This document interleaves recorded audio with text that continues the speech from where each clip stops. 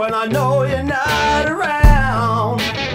Shiny tops and soda pops when I hear your lips make a sound. When I hear your lips make a sound.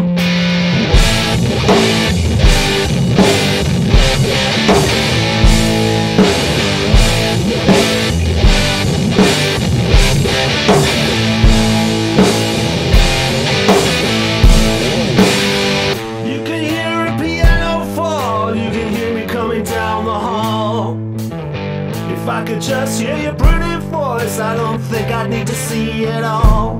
I don't think I need to see it all.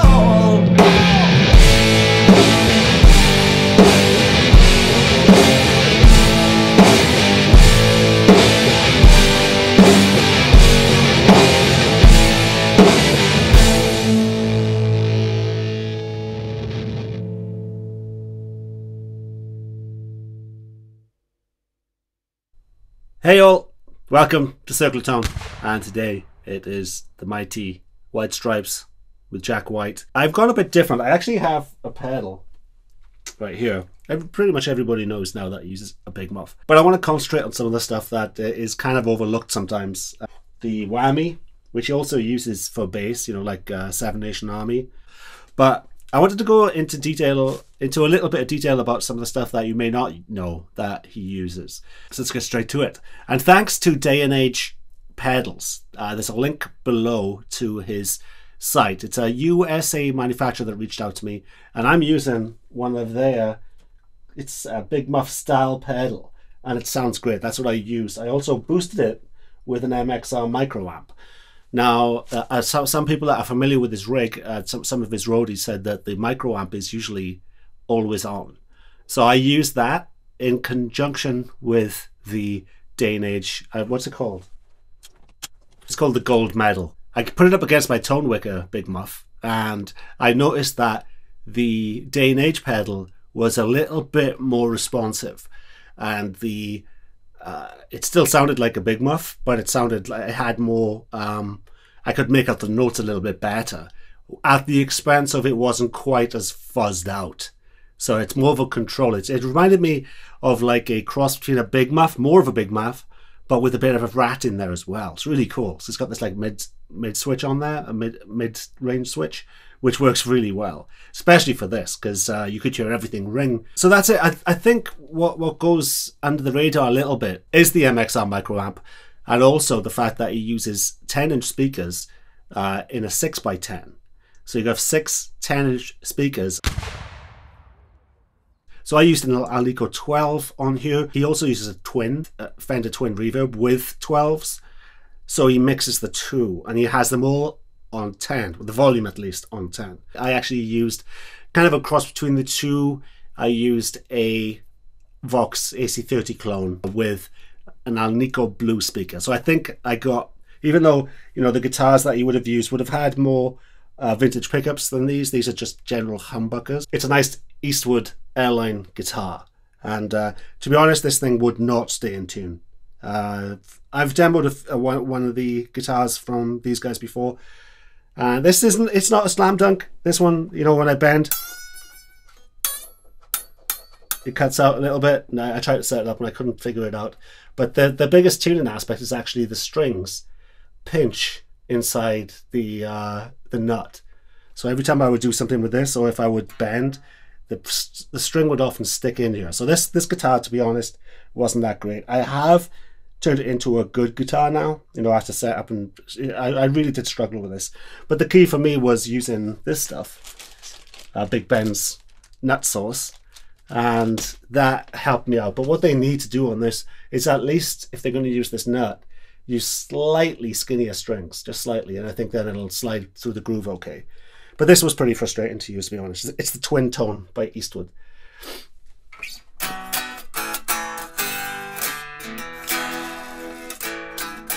Yeah, the important thing is you can't just get a big muff to get his sound. You have to crank an amp as well. And I couldn't do it quite like his, because I've noticed that in his sound, he often has like a far away room mic as well. I was using this because I had everything on, not everything on 10. I had the volume on 10. But I did put a microphone in the corner, a And I also put an SM57 about a foot away from it, from the Alnico Blue. There's a mix of Alnico Blue and Alnico Gold. It was on the blue side. You're going to get some bleed.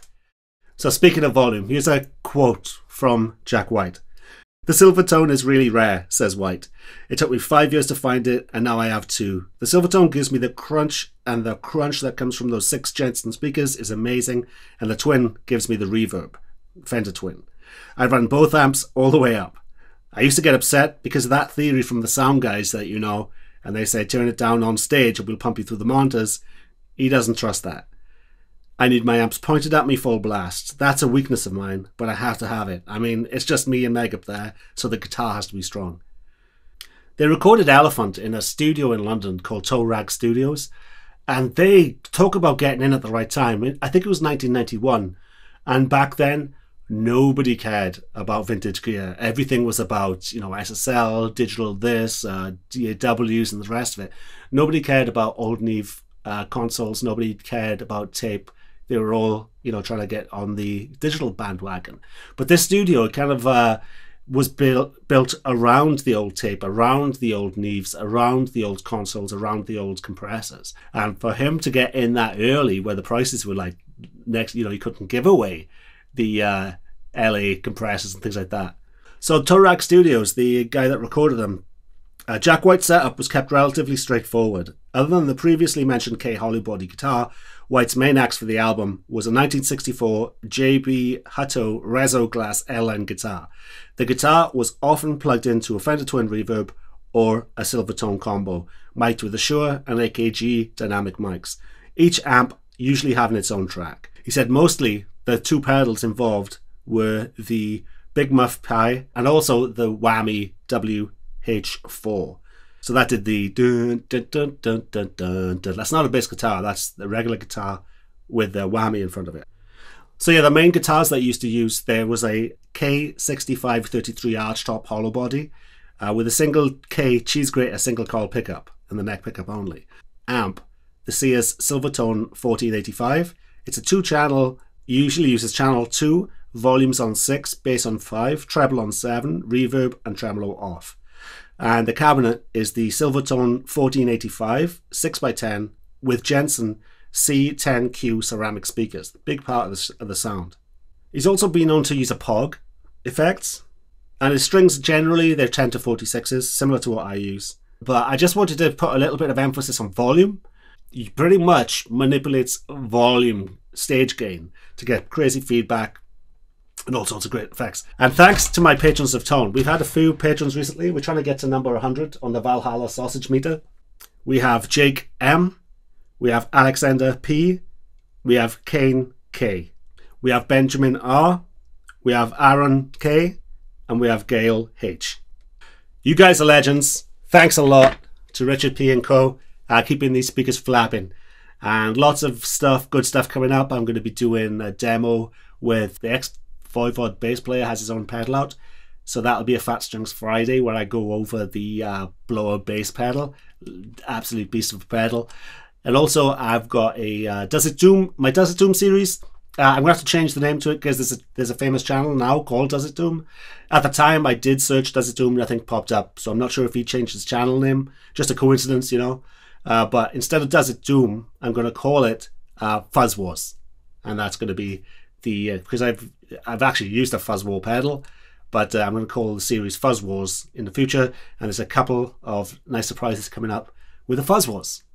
And as ever, if you have any suggestions of any tones that you want me to cover, I didn't nail this one. I got close. I got ballpark. And I think I got the vibe of it with the crazy, basically the clean, the jangly parts with just the AC30 just cranked.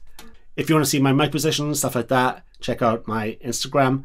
And also we have a group called the Circle of Tone, a Facebook group. So just search Circle of Tone in Facebook. Come join us. We're over 2,000 strong. Lots of memes, lots of share your music, share your thoughts about the music scene. All right.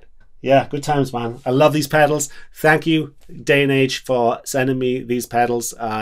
There's quite a few that he sent me, which is great. So lots of flavors, and I'm going to be testing out one of his treble boosts as well soon. So that's it, chaps. Have a good one.